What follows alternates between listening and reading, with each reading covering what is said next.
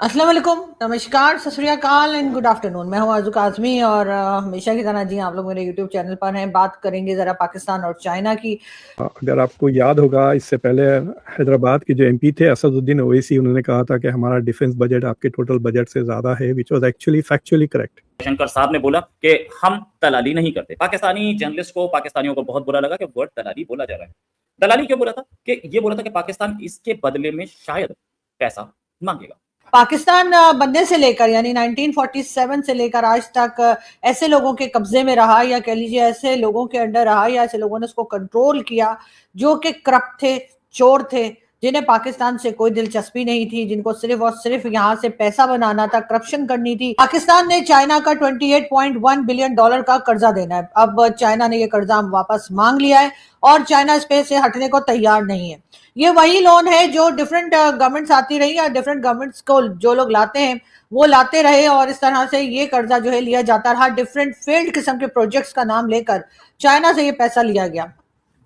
हर एक ने यही समझा कि ठीक है ये लोन मैं पकड़ लूंगा, उसके बाद हमने तो यहाँ रहना नहीं है, हम तो यहाँ से दौड़ जाएंगे, जो पीछे रह जाएंगे वो देखेंगे। और ऐसे होते होते आज ये लोन जो है 28.1 बिलियन डॉलर से भी ज्यादा हो चुका है। ये 28.1 बिलियन डॉलर तो वो है जो चाइना ने वापस मांग लिए हैं। इसके लिए जी पाकिस्तान की तरफ से कभी पाकिस्तान के फील्ड मार्शल, तो कभी पाकिस्तान के प्राइम मिनिस्टर, कभी डिप्टी प्राइम मिनिस्टर और कभी फॉरेन मिनिस्टर, कोई ना कोई जो है वो चाइना के चक्कर पे चक्कर लगा रहे हैं। चाइना में जाकर शी जिनपिंग के हाथ पांव जोड़े जा रहे हैं कि भाई आप हमसे ये पैसा मत लीजिए, हमसे मत मांगिए, अभी हमारे पास नहीं है। डोनाल्ड ट्रंप की तरफ भी देखा जा रहा है, लेकिन शी जिनपिंग या चाइना इस बात के लिए तैयार नहीं है।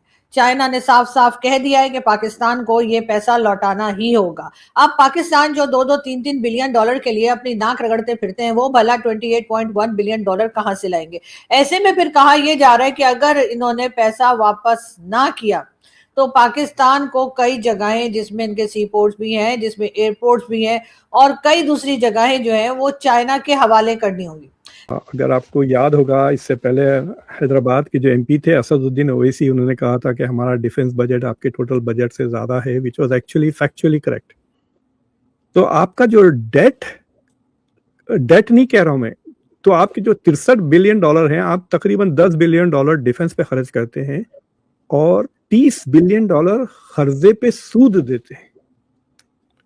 सो दैट 29 पॉइंट, यानी तकरीबन आपका 47% of your budget is spent on debt servicing. और सोचिए, अगर आपका रुपये की कीमत थोड़ी भी गिर गई ना, तो ये बढ़ता चला जाएगा विदाउट, मतलब अगर आपने 1 रुपया भी कर्जा नहीं लिया एडिशनल, खाली रुपये की कीमत गिर गई तो वो डॉलर्स की कीमत बढ़ जाएगी, एंड डेट सर्विसिंग जो आप सूद दे रहे हैं वो बढ़ जाएगा। तो पाकिस्तान के लिए प्रॉब्लम इज नॉट कि वो ये पे नहीं कर सकता, प्रॉब्लम ये है कि डॉलर की खिलत हो जाती है। So that's why they have to go to IMF वगैरह। तो अब इन्होंने स्कॉट बेसेंट से, I think it's a big strategic mistake. देखिए, अगर मुझे आपसे कुछ बड़ा फेवर लेना है और मैं अगर छोटा फेवर ले लिया तो फिर वो बड़ा फेवर चला जाता है।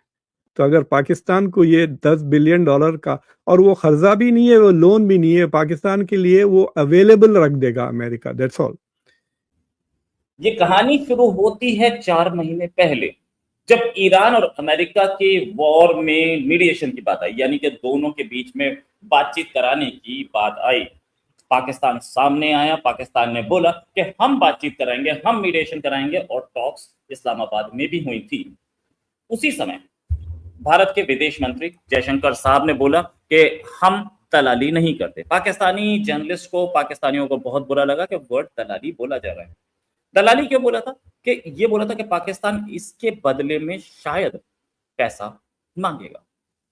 पाकिस्तान ने उस समय कोई पैसा मांगा नहीं, और ऐसा लग रहा था कि जयशंकर साहब के जो शब्द थे वो शायद गलत थे। लेकिन अभी पूरा 1 साल नहीं हुआ है उस टॉक्स को, और अभी तक वो टॉक्स सामने सक्सेसफुल भी नहीं दिखी है। झगड़ा फिर भी चल रहा है, लेकिन पाकिस्तान ने अपना गेम खेल दिया। पाकिस्तान ने अमेरिका से मांगे हैं 10 बिलियन डॉलर्स।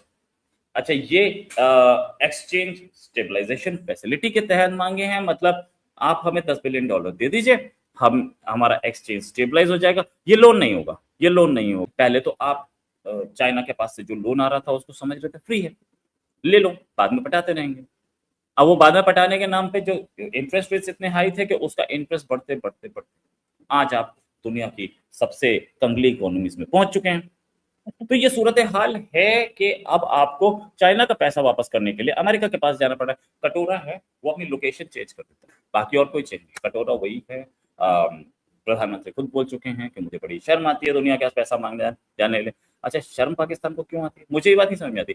आप तो हुई पुराने बेशर्म। कि कटोरा वही है, स्थान बदला है, पकड़ने वाले हाथ वही हैं, अंदाज बदला है।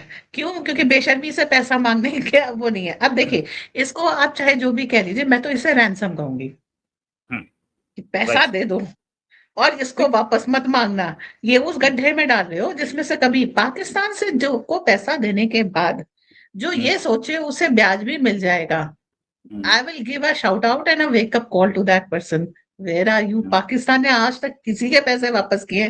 वो तो सऊदी एक है जो उस पैसे के बदले में उन्होंने कुछ जहाज कुछ लोग मांग लिए हैं, दैट्स ऑल। इसके अलावा पाकिस्तान से हाँ, चाइना को भी गधे और लड़कियां मिली हैं। Yes yes.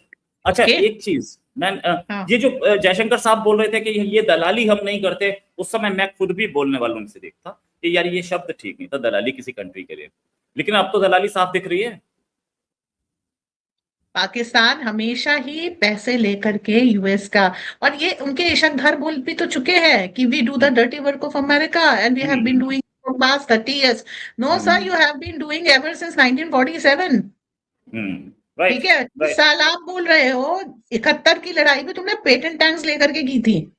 तो जब कुछ मिला है, पीएनएस गाजी एक मूवी भी बनी है, वो जो पनडुब्बी थी पीएनएस गाजी, वो आपको यूएस से मिली थी। तो यूएस से कुछ भीख में मिलता है, उसी के बाद आप इंडिया के अगेंस्ट कुछ एक्सकर्शन प्लान करते हो। अभी आपको कह रहे हैं आपकी ये आपको एक्सचेंज स्टेबलाइजेशन के लिए उसके लिए पैसा चाहिए। जी नहीं, यू वांट, या तो आपको इंस्ट्रक्शन मिला है कोई और का, या फिर आपको कुछ करना है, यू आर प्लानिंग समथिंग।